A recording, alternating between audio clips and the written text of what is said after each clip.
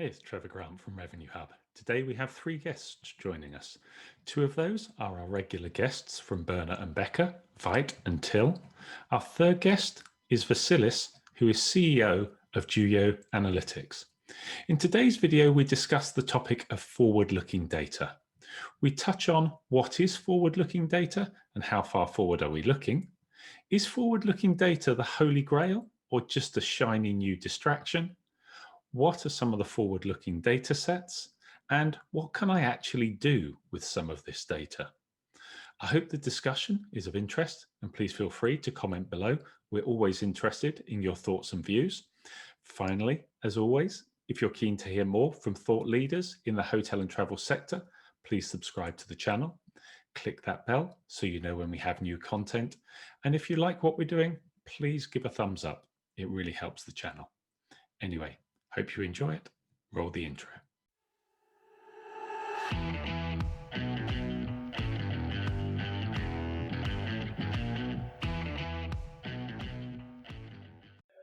Hi guys, great to see you all. We've got three guests today. So Veit, good to see you again. How are you? Well?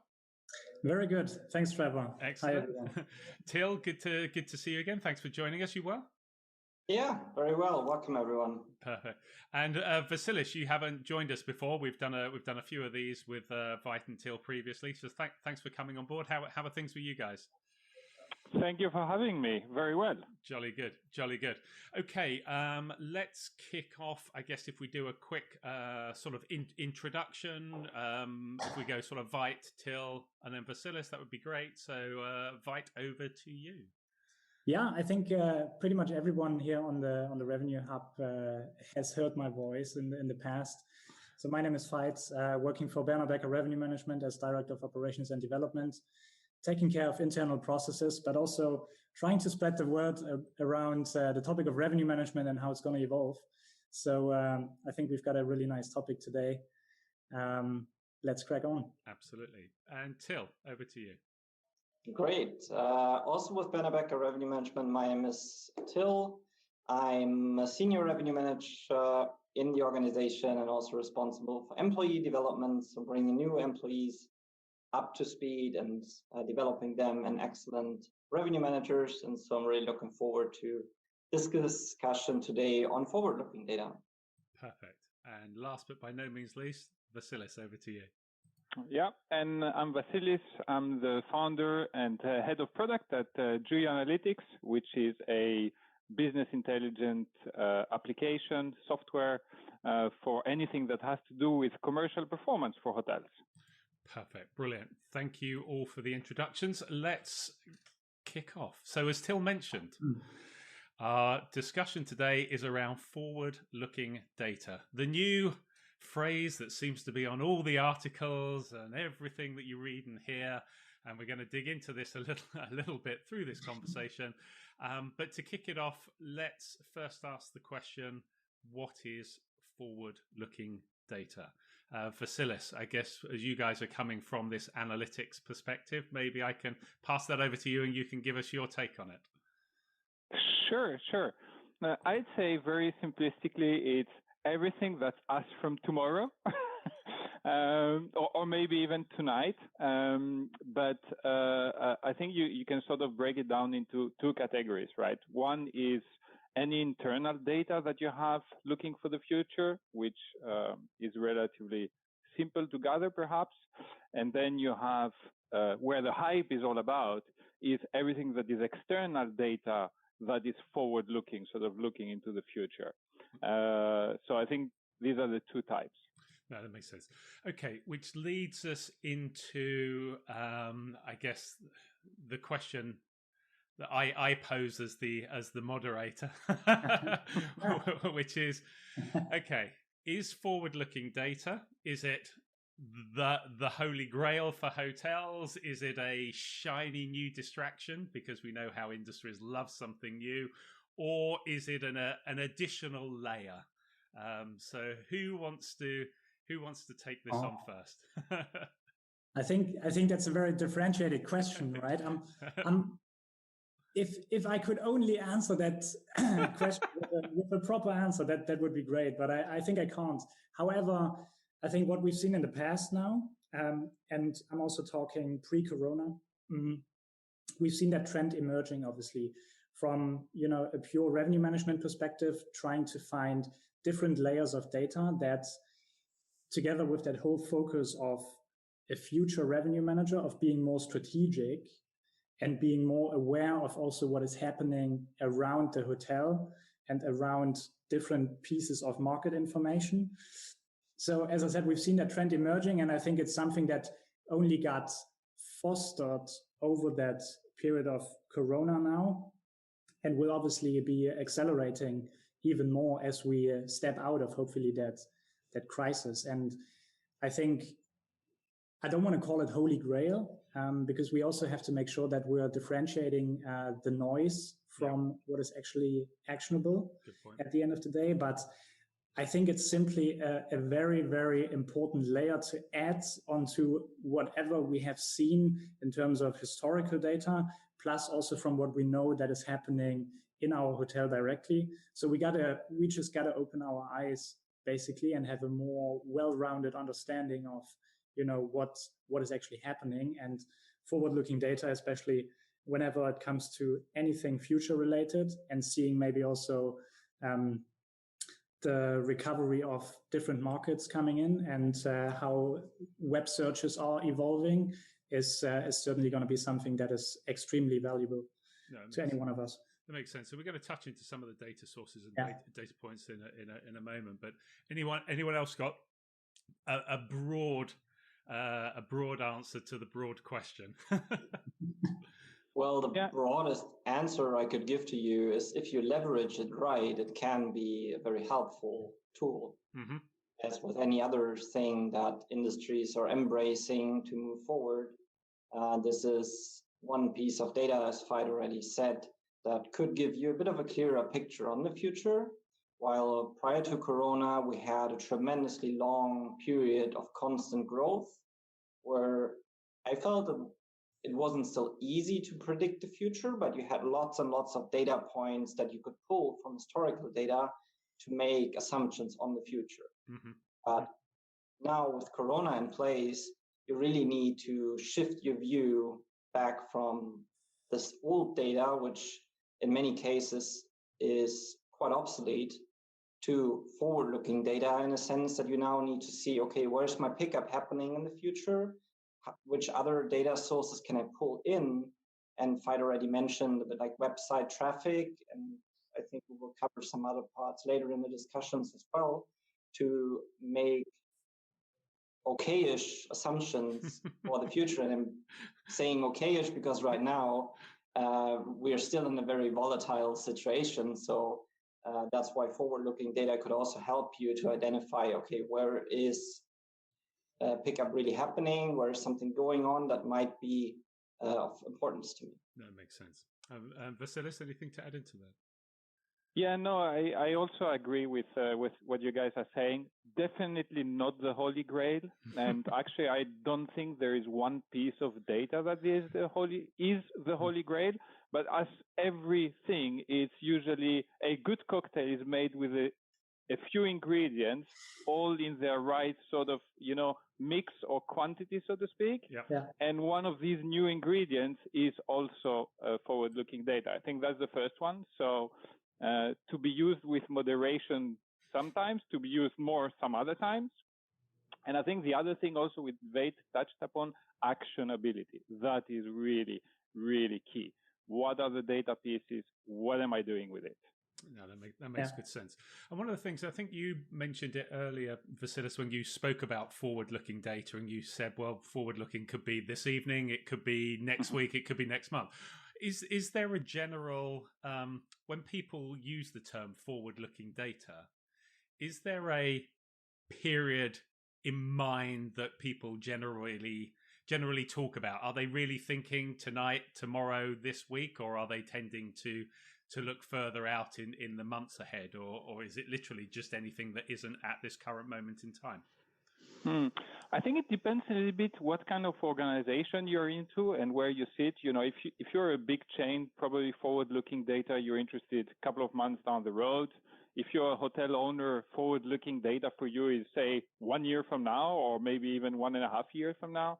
If you are in a very tactical position, it's what's happening today and the next days. You know, as lead times are really, really short, if you're busy with revenue management today, I mean, 2 weeks out doesn't really, you know, not much is happening. It's really so short term. So it depends a little bit where you sit in the organization. No, that makes sense. Yeah. That makes sense. Anything to add into that, guys? No, absolutely. Fully agree on that point. It very much depends on, you know, who has to do something with that sort of data. Yeah. And what is it needed for, right? A revenue manager who's in a very operational and a very tactical position and who's only interested right now in the next 2 to 4 weeks to see what's happening is not going to do anything with any forward-looking data that is further out than 3 months or so right now, because nothing is happening then.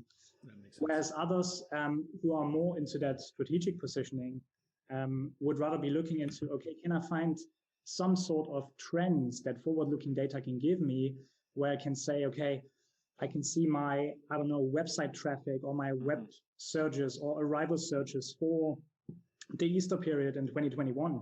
They are shooting up. What should that tell me? What do I have to do with that? And I think that, yeah, I agree. Till, sorry, anything to add into that, or? Yeah, it's really dependent on the action you're carrying out. If you're looking at short-term price changes or yielding, of course, it's within maybe the next 7 days, which seems to be the general agreed lead time nowadays.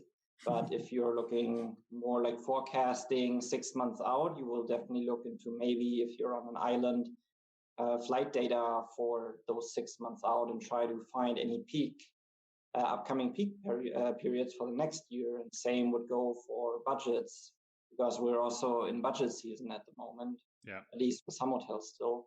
So you could leverage forward-looking data as well to try to predict, okay, how's gonna my 2021 look like? Do we see more people looking for flights coming into the island? Or what's the other prediction on website traffic? Are people Googling holiday homes for next year rather than hotel stays? No, it makes sense. All that could have an impact. That makes sense. And we started to touch there on the sources, so maybe that's a good point to get into looking at. Okay, so what actually are the data sources? What are the data points? But I think there's also then a secondary area that we'll get into, and picking up on your point there, Veit, which is, okay, data is one thing, but then what is actually actionable, and what are we going to do about it? So how about we first jump into some of the sources that are often discussed and we should be looking at from a forward data point of view. Do you want to take that on, Vassilis? Is that something in your space? Yeah, sure. I mean, from the sources perspective, I think you can. So obviously, you have everything that is internal, right? So which is your PMS forward-looking data.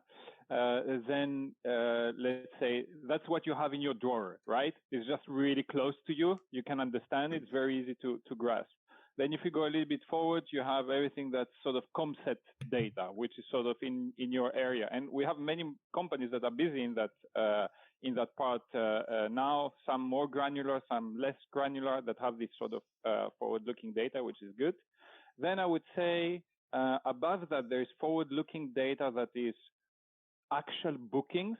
So it's like booking activity that has happened. That can be airlines, for instance, or any online travel agent sort of forward-looking data.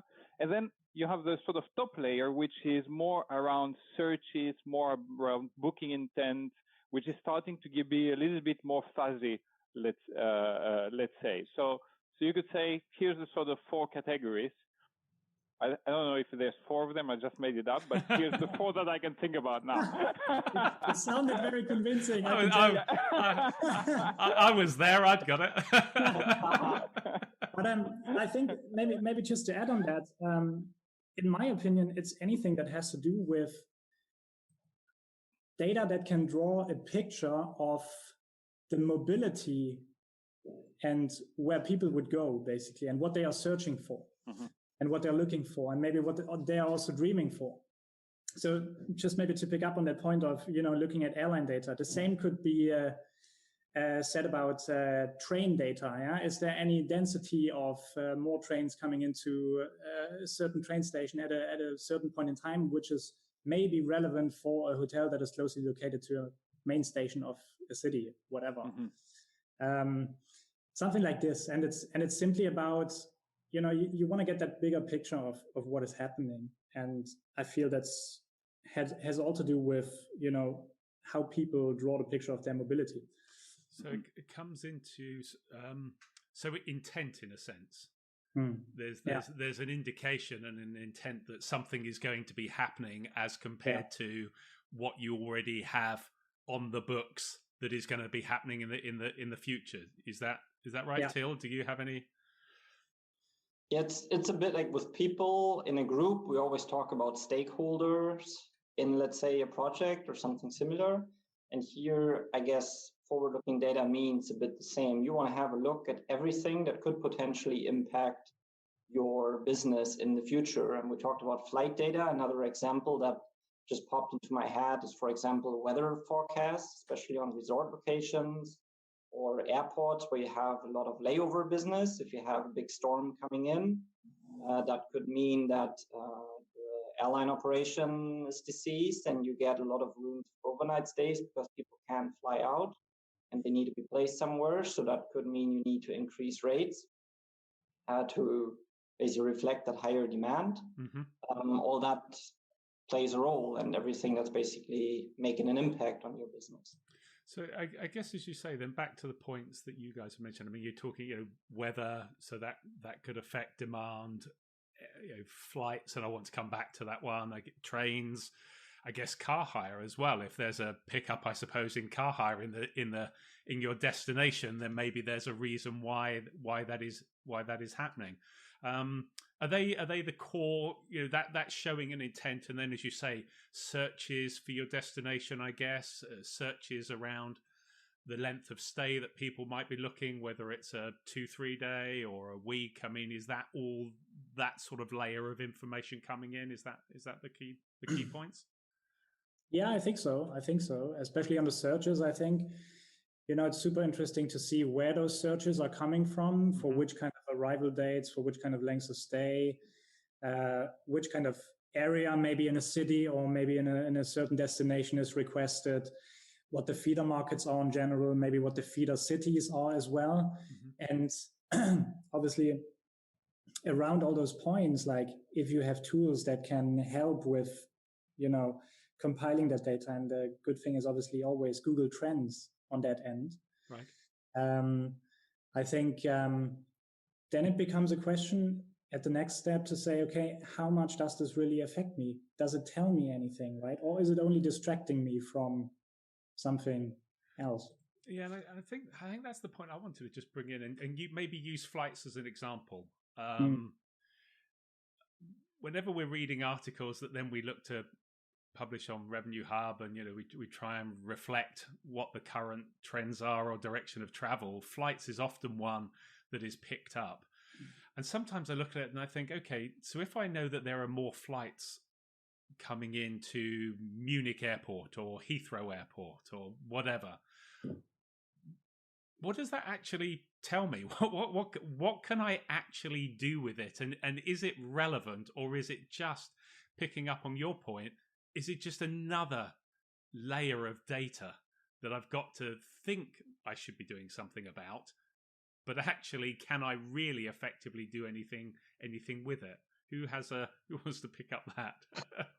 Yeah, I can say something about that. And also, it's a question of how available that data is. So, for instance, if I'm sitting in Heathrow and I'm the only revenue manager in town that knows that there's increased flight data for Heathrow on a particular weekend, but it's not like crazy a lot. It's more, right? I mean, if I'm the only one that knows, what can I do with it? Increase my prices? Nobody else knows. So, how is that going to translate into some sort of revenue strategy that will give me a competitive advantage? We tend to think about the extremes. Hey, I'm the first one to know that this crazy event that's happening that is bringing like 50,000 people, and I'm going to know and I'm going to crash the concept. But usually the majority of the time, it is a little bit more, a little bit less, some sort of extremes left and right. But then the majority, 98% of the time, that's what we are dealing with, and translating into something that you say, oh, I'm going to increase my rates by 10% or 20%, or whatever that is. If we take that actionability, because there's more things that you can do, it's questionable. Mm-hmm. Yeah. And depends also, we mentioned Heathrow, but let's say, again, like in our application, we have forward-looking data in terms of airlines, for instance, but we say to a lot of customers, just don't, you shouldn't get that. I mean, you know, you're in Dortmund, you really don't care about that. So, for instance, you know. Yeah, that's also a very, very good point there.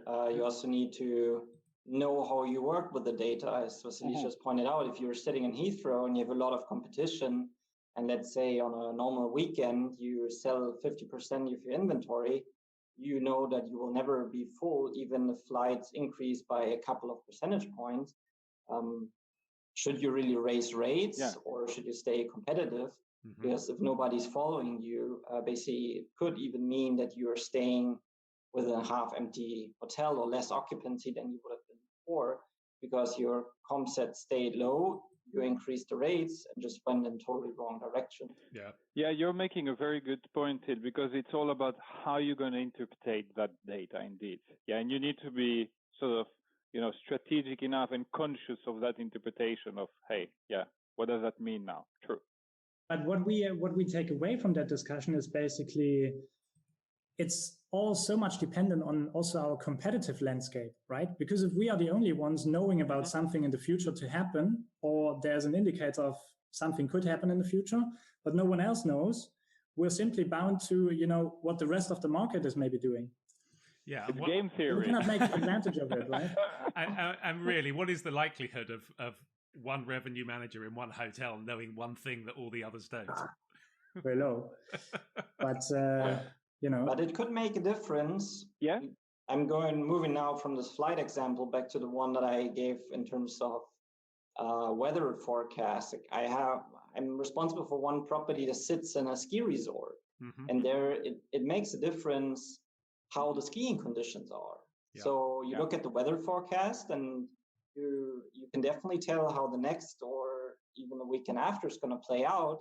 Because if it's rainy and you have a couple degrees plus in terms of Celsius, like 1 or 2 degrees, you probably have less demand for people going up into the mountains, go skiing. But if you have a perfect winter day, and you know you anyway sell out on the weekends, there's definitely room for improvement in terms of ADR. You're right. Yeah. You're right. And for, I guess, for a property like that, depending on the size, a simple decision like that can be really the difference between a okay day to, wow, this was a really, really good performance. Yeah. Definitely. So it's a little bit different depending which property, what are you looking for? Yeah. It's a lot about interpreting basically the data. And just another example just pops into my head from forward-looking data that all hotels basically have at hand, but might not directly come into your mind when you look at your strategy for the next year is, for example, staying with an example of resort destinations, is a holiday schedule, knowing where your feeder markets are and then knowing their holiday schedule, because that's probably your peak demand season. So when people can travel. So you're sitting in the Mediterranean and your majority of the people are coming from England or Germany, you definitely want to be prepared to go into peak season, which will probably sit around July, August, maybe beginning of September. So that's some very easy, accessible data, which I guess is sometimes overlooked. So I guess listening to this, what we're kind of pulling out one area here where we've got sets of occurrences, whether it be weather, maybe suddenly an area has opened up and events are going to be happening, so that's going to create demand. You could have, as you say, we're seeing an uptick in train journeys or car hires or flights. So that's helping us, if we can use it to overlay the forward-looking data we already have in the hotel, bookings that we currently have, and then looking at how that influences our revenue strategy for that period. Yeah. What about in terms of, is there a way where this forward-looking data, and back to this intent piece that you mentioned earlier, Veit, when you were talking about it in terms of the travel, and we've mentioned the flights and the trains, but then we looked at sort of searches that are going on and where those where those searches are coming from and the period of time, and using that intent in terms of how we can be better about targeting to try and create demand rather than just responding to potential demand. Where does that want to fit in? Anyone got something to pick up on that side? I have some opinions, but maybe Veit wanted to say something. Yeah, happy to.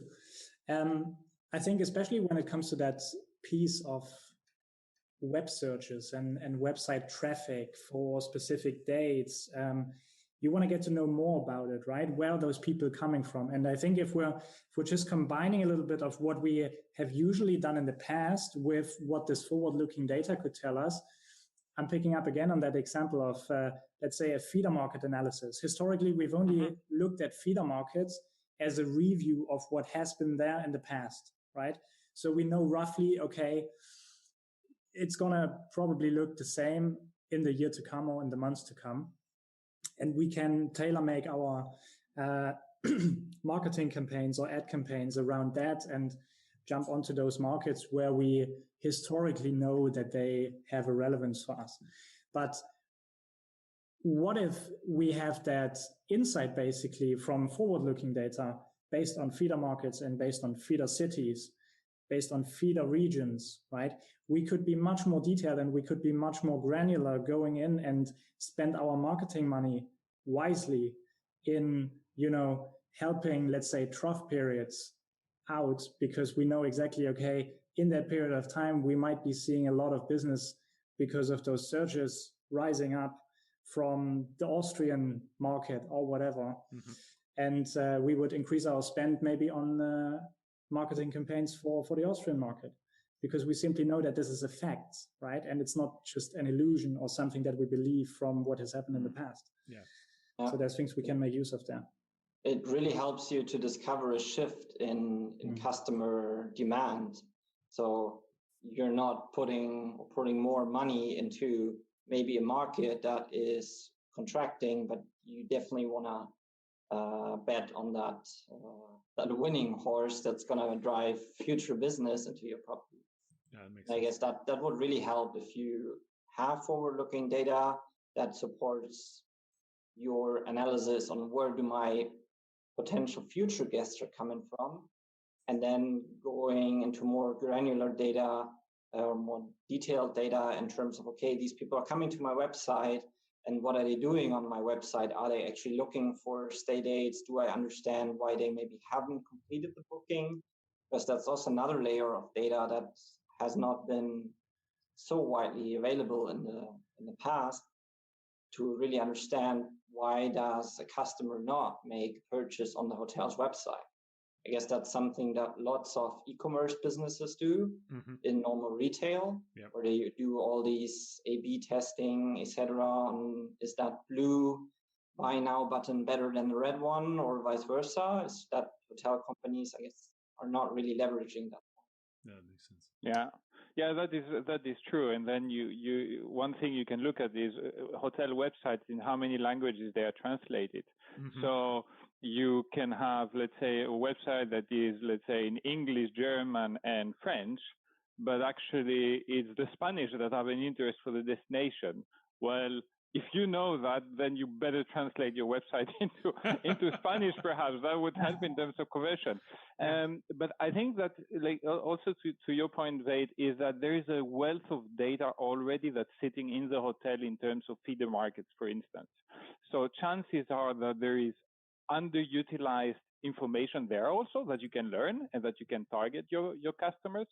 And I would say where it gets interesting to combine external one is indeed from a digital marketing perspective, when you start bridging, you maybe not from the revenue management tactical one, but more towards digital and sort of acquisition, where you can say, okay, there's something that we didn't really know, that it is actually the destination is quite popular with Italians for whatever reason, and that's something that we haven't done enough to get our share of that business.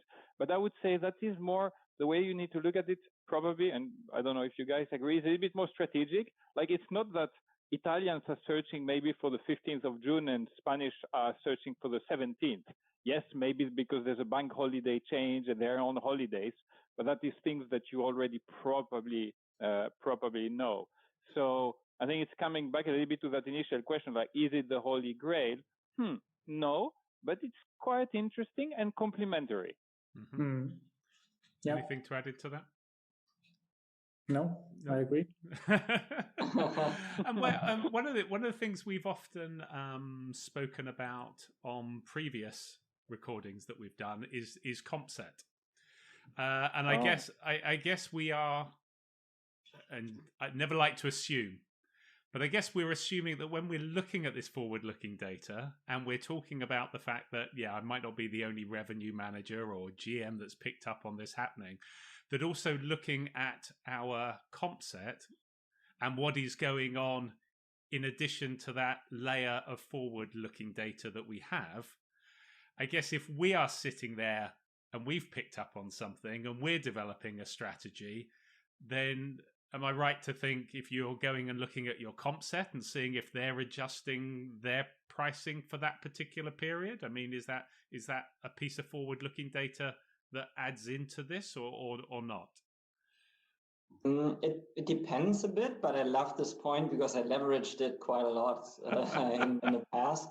Right. Especially if you're competing in a market where you have a property with lots of function space. That would be like a perfect example for it.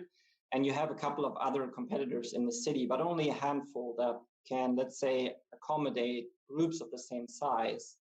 You just need to look at their pricing moving forward, for example, if you don't have any other system at hand, and you can directly see if they are maybe sold out on a particular date, standard rooms are sold out, or their pricing is just up, that there is a high probability of that they already have a big group in. Yeah. So that gives you a bit of a leverage point there in maybe quoting future group requests that your comset can take at a higher price for your property.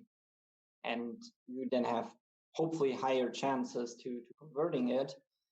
And also there is some other software also available that gives you the occupancies at least for your comset moving forward.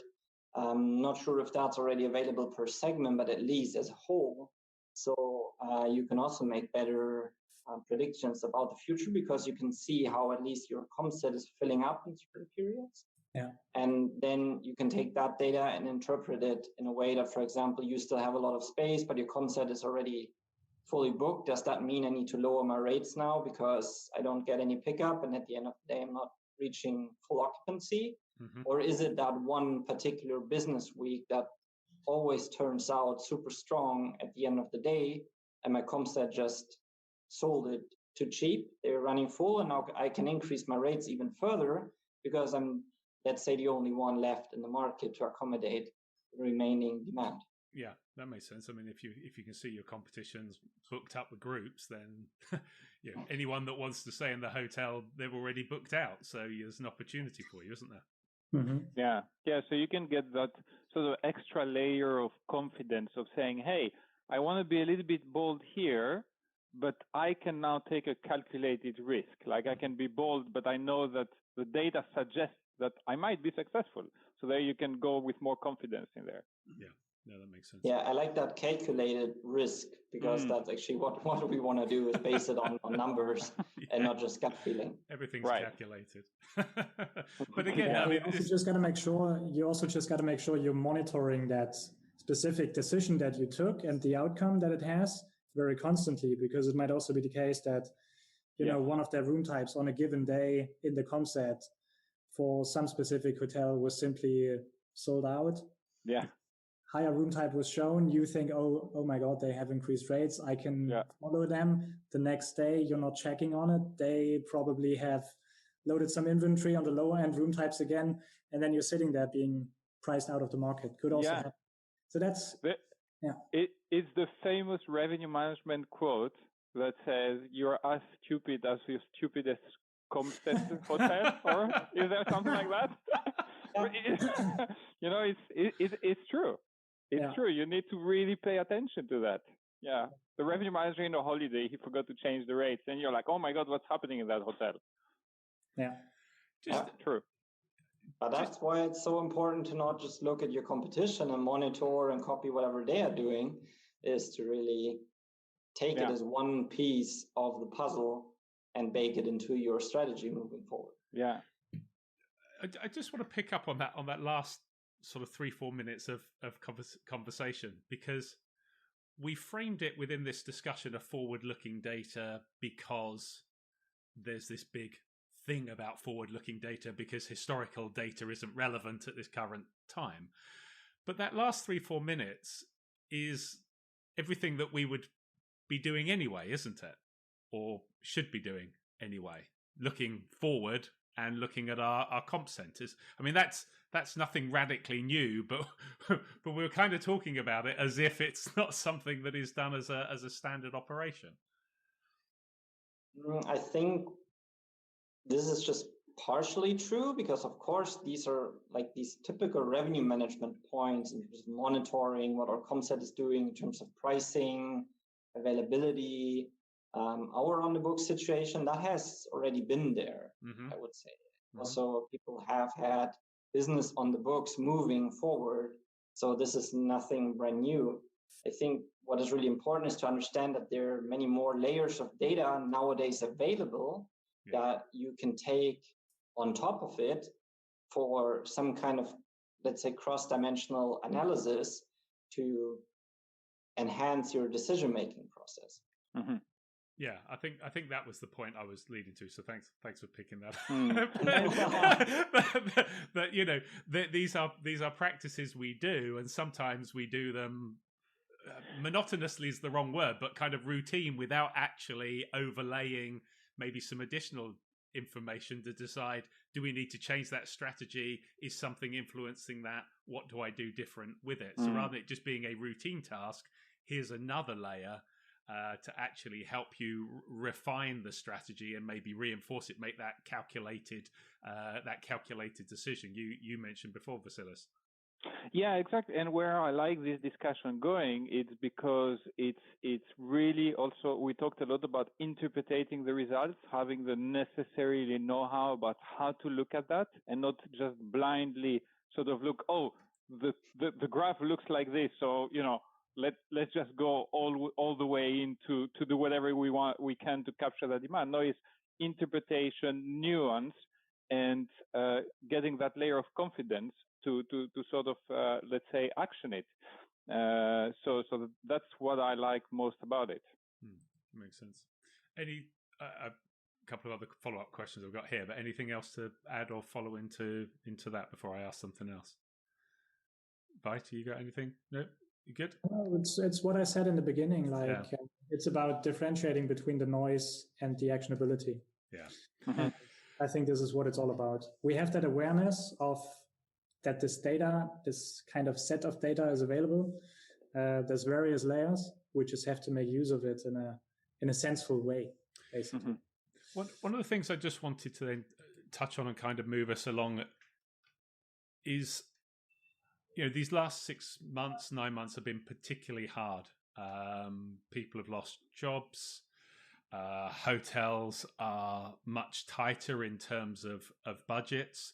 So on one side, you would look and think, I don't have the budget to maybe invest, because this data doesn't come free. You've got to engage somebody to bring you that data. There may be some free elements out there you guys can highlight. But in my mind, I'm sitting there thinking, well, if I've got less resource, as in terms of people, investing in that extra layer of information helps to provide me more that I can then use a lower resource to make more sophisticated strategies that I can then evaluate much more effectively and potentially give me a return on that investment. Did I say that in a way that everyone followed? It's a long question. Yes, I apologize for that. I tend to do that at times. I think those were a couple of questions, but yeah. If anyone wants to go first. Can I go?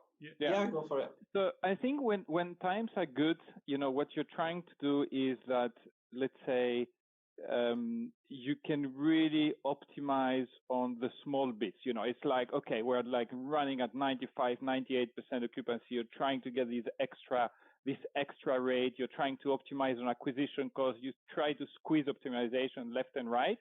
So there is value in sort of having that data for sure. I think there's counterintuitive, but I think in these times now, you need actually more, because now what you're doing, you're not trying to optimize the last euro. What you're trying to do, I think, is filter failure.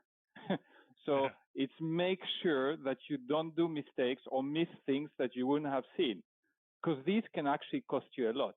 So let's make sure that we don't make many mistakes. Let's make sure that we don't do the wrong thing. And I think that's where you can have extra value. So it's different how you use it. And thank you. The word was counterintuitive. That's exactly what I was looking for.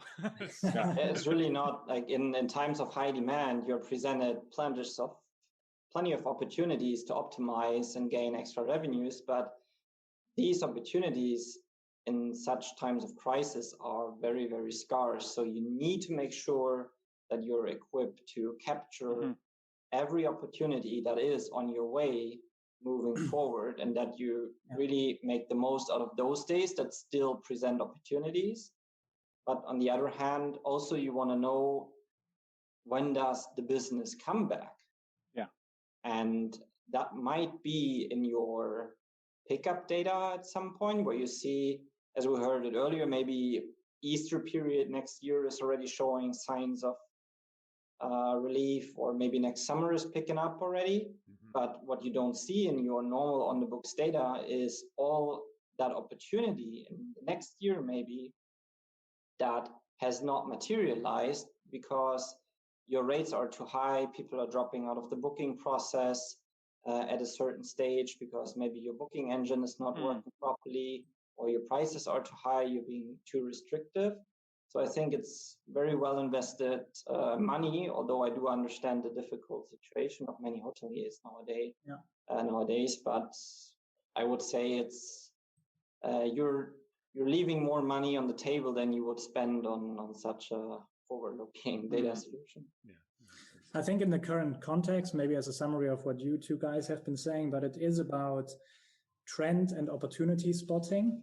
And then secondly, once you have done that, act with confidence, as you've been saying earlier. So you know exactly that the money you might be spending, or that the opportunities you can grab, are actually the right ones, right? And you haven't lost time and resources basically to chase for them. Yeah, exactly. And I think there's also a right balance. If you're a hotel, a lot of hotels are struggling. So, obviously you can't say, hey, buy every sort of tool that you have in the market. But there is a middle way between going full on forward-looking data or just looking at last year on the books, which is just plain irrelevant.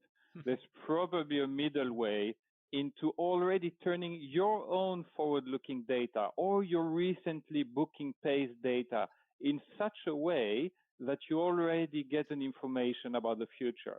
So if you can't afford it, there's probably different ways, let's say, to actually get to maybe a similar result. Yeah, using the data you already have. And being more creative about, hey, how do we look at these things? And I think if there's a good thing out of this pandemic, I'm an optimist, so I try to find good things everywhere, which is hard. But one thing is that definitely from a revenue management perspective, I think it will force, and it has forced, people to actually think different about looking their data. We've been, I don't know how long you've been. I've been doing revenue management for 20 years now. So I used to calculate things on an Excel. So there was no revenue management software whatsoever. But let's say what we're used to look at is last year on the books, how did we finish? But I think this is a good trigger to start thinking more creatively. Mm-hmm. Yeah. Good point. I'm conscious of time, guys, because you've already given up some of your a lot of your time already. But I think we've covered a lot of the points that we wanted to in terms of what actually is forward-looking data, where does it fit in, what is the value. Let's at least make sure it's not more data for data's sake, but that it's data that is actionable. I think the point that's come out in the last number of minutes while we've been talking is that there is information also that we currently have available to us, and that it's about utilizing that and then overlaying this additional layer to maybe add a level of refinement that maybe enables us to possibly be more targeted around our promotions, have a greater idea of what may be going on and how we can be more confident about calculated risk around our strategies. So yes, it certainly doesn't seem to be the holy grail. It certainly seems to be more an additional layer, but a layer that would seem to have some value if it's being used strategically to look at those, to look at the campaigns that you have or your revenue management strategies coming together. That's certainly what I've picked up from the call. Is there any other kind of comments or summaries on that? All good. Nothing. All good. You provided a perfect summary, I would say. Yeah. Silence to me is good news. That means we've done a good job. Brilliant. Thanks, guys. Really appreciate you joining us today. Thank you for the time. And more importantly, thank you for the insights and some of the practical advice as well. Really, really valuable, really useful. Thanks very much. You all take care. Ciao. Bye-bye. Bye-bye.